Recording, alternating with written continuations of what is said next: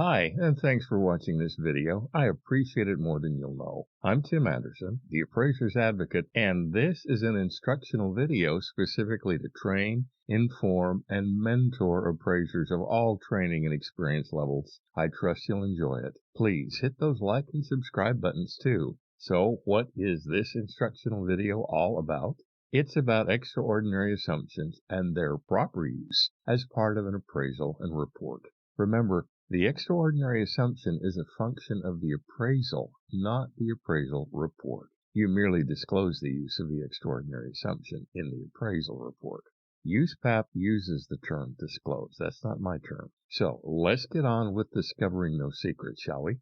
There are 3 secrets about extraordinary assumptions, so you'll be confident using them. There's every reason to be confident in using an extraordinary assumption. Learning these secrets and then forming value conclusions using them will give you that confidence.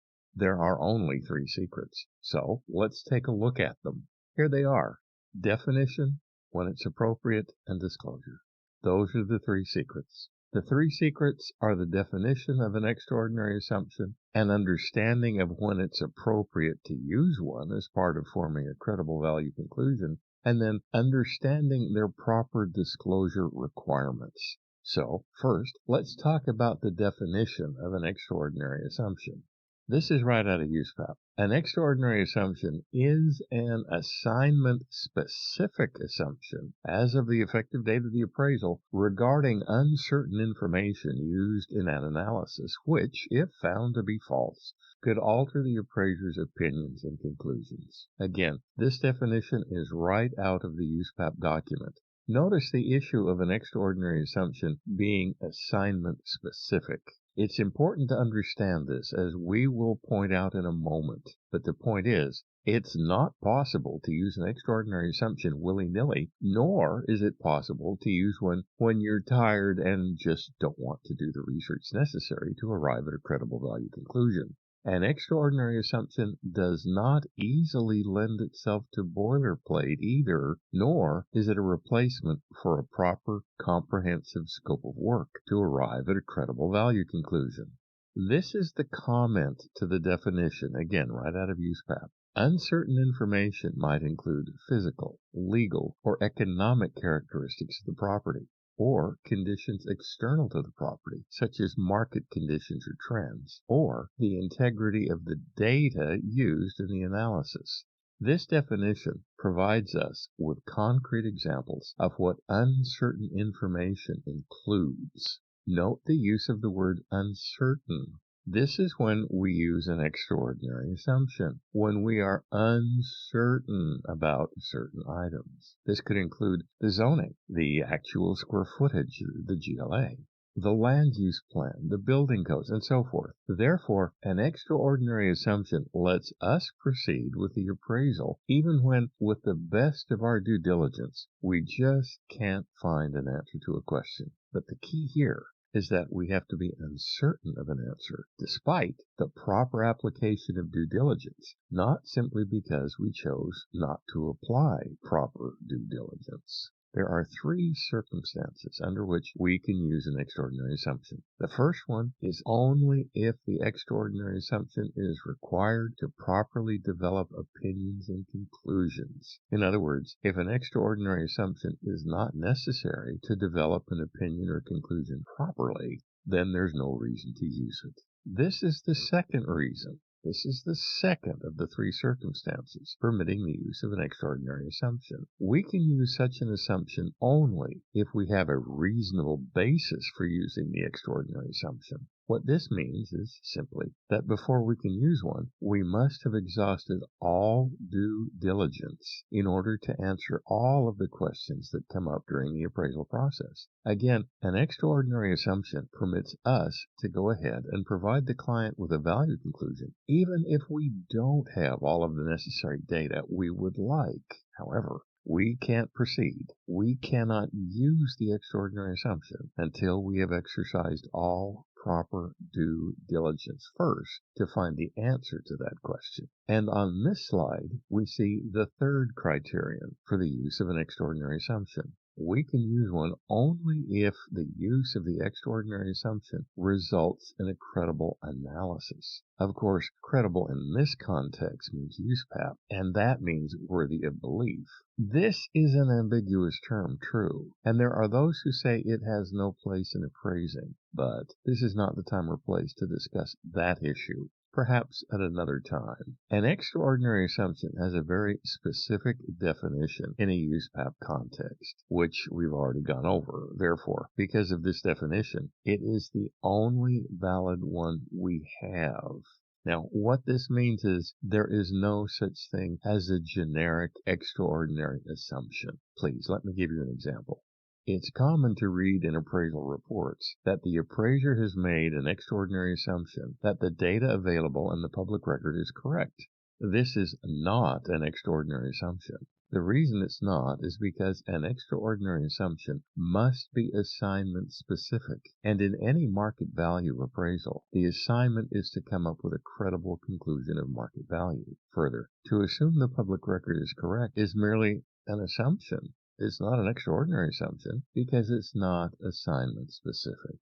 It applies to every assignment. Therefore, to include such a statement in an appraisal report is a misuse of an extraordinary assumption, which indicates the appraiser does not understand the definition. Not to understand something as basic as a USPAP definition suggests there may be an issue with the appraiser's overall competency. When using an extraordinary assumption, it's important to remember that we must clearly and conspicuously, which is USPAP's term, not mine, clearly and conspicuously state all extraordinary assumptions. This does not mean there has to be a special section in the report labeled extraordinary assumptions. That certainty would not hurt, but is not necessary.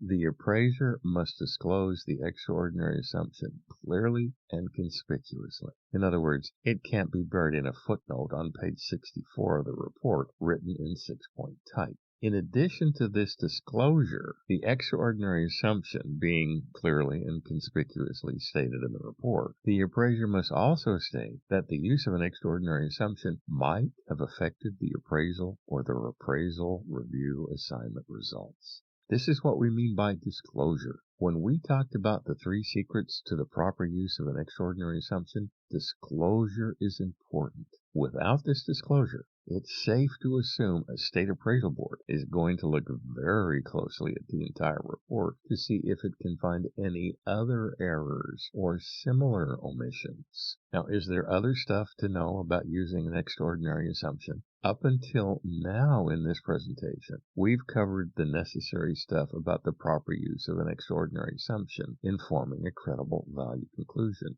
However, there is other stuff to know about using an extraordinary assumption. Spoiler alert, it's about to come. You don't have to discover it yourself. Extraordinary assumptions can be an assignment condition or part of an assignment condition. For example, consider a foreclosure. This is probably an adversarial relationship with the lender and the property owner who's undergoing foreclosure. They're at odds with each other. Your client will need an appraisal on the property as part of the foreclosure action to determine if there has been a loss in value to the property since the lender funded the loan. Given this potential, adversarial relationships are rampant in foreclosure. Your client may ask you to appraise the property, but not go inside. In other words, a drive-by appraisal. Of course, this is primarily for your own protection. Therefore, you would be completely correct to make your appraisal in this condition, under these conditions, subject to the extraordinary assumption that the interior of the property was in at least average or neighborhood typical condition. If another person inspects the subject to the comps, it might be necessary to make the results of that inspection subject to an extraordinary assumption. That extraordinary assumption would be that whoever did the inspection didn't miss anything or mess anything up. Typically, this would not apply to information gathered by a property data collector because the client already knows there is a data collector involved in the assignment. However, if you were to hire another appraiser as a contractor to do an inspection for you, simply because you're too busy, this might necessitate you making your value opinion subject to the extraordinary assumption that your contractor didn't miss anything or make any errors. How about an example of the proper use of an extraordinary assumption?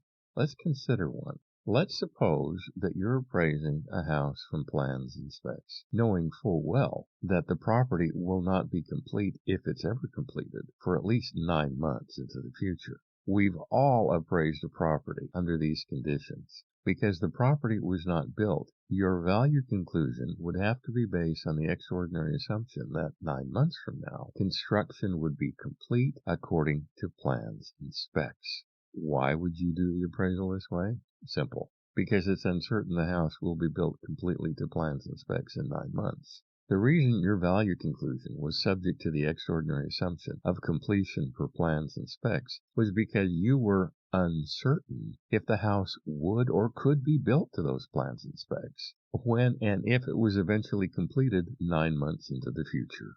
Earlier, we talked about the uncertainty factor. This is why we have extraordinary assumptions. It allows us as appraisers to appraise credibly, even if there are uncertainties about the property.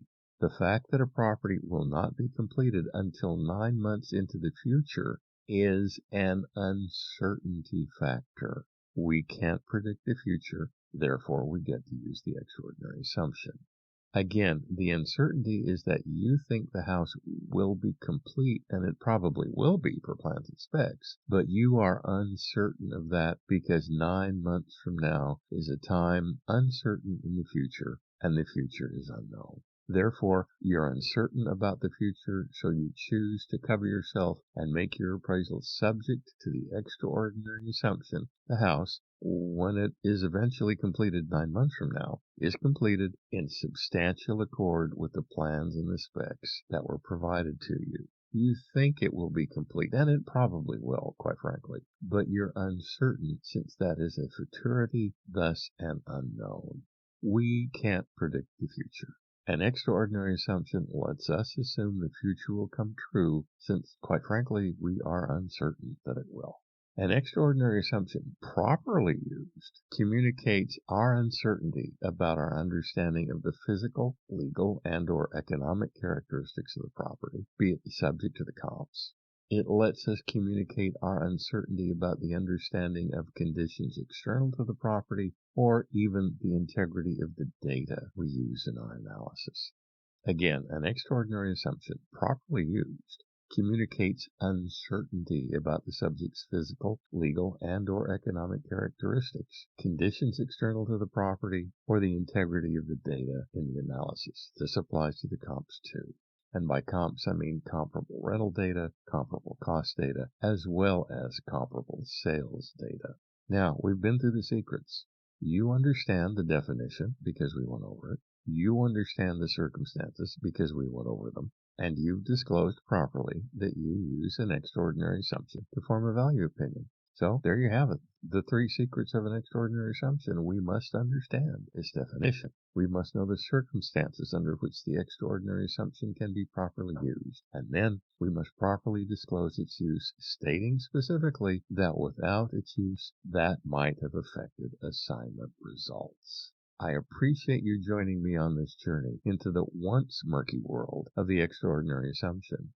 You've discovered secrets. Be proud of what you've discovered. Now you can confidently use an extraordinary assumption as a credible part of your appraisals and a non-misleading part of your appraisal reports.